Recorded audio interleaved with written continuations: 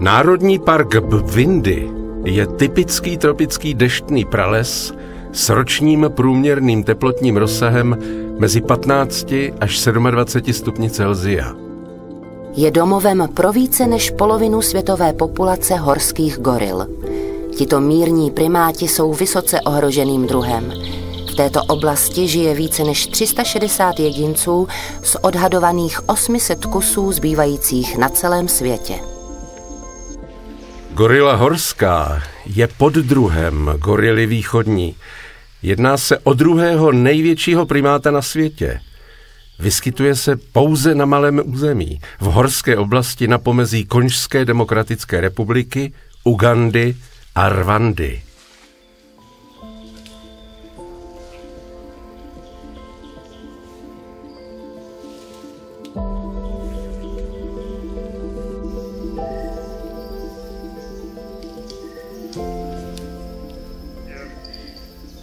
Gorila horská má hustší srst než ostatní gorily s nápadně dlouhými černými chlupy na temeni hlavy a horních končetinách. Naopak na hřbetě jsou chlupy krátké. Samec může měřit více než 170 cm, ale údajně se člověk setkal i s takovými jedinci, kteří měli kolem 2 metrů. Samice jsou vždy menší a nepřesahují 150 cm. Váha dospělých samců se pohybuje od 150 do 200 kg. Samice váží od 70 do 110 kg. Samci jsou na hřbetě zbarvení stříbrohnědě. Barva očí je hnědá jako u ostatních druhů goril. Dožívat se mohou pravděpodobně více než 35 nebo 40 let.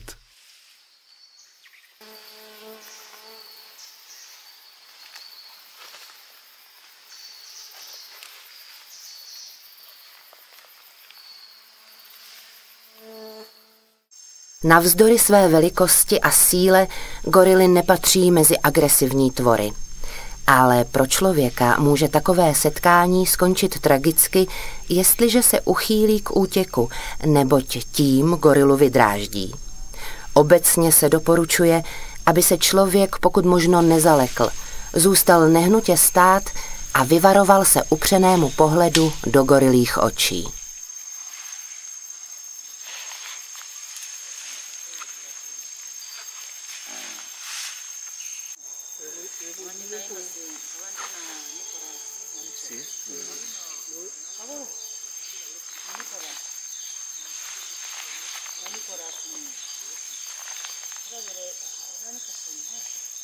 Gorily žijí v rodinných skupinách, které mívají až 37 členů.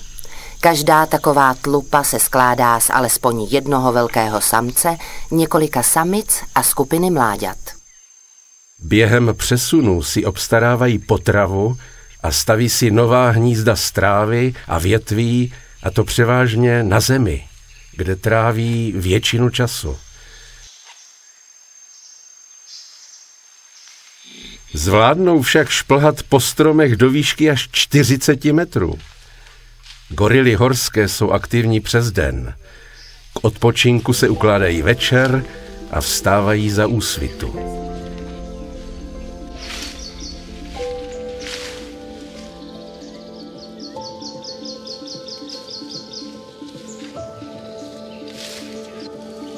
Gorily horské jsou bíložravci a tak jejich stravu tvoří především nízké zelené rostliny, listy, výhonky a v menší míře i ovoce.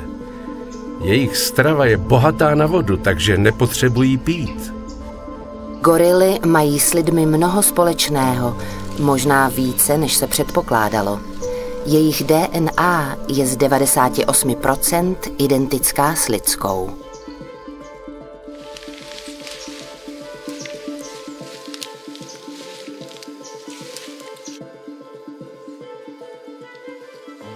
Kromě člověka nemají gorily prakticky žádného nepřítele.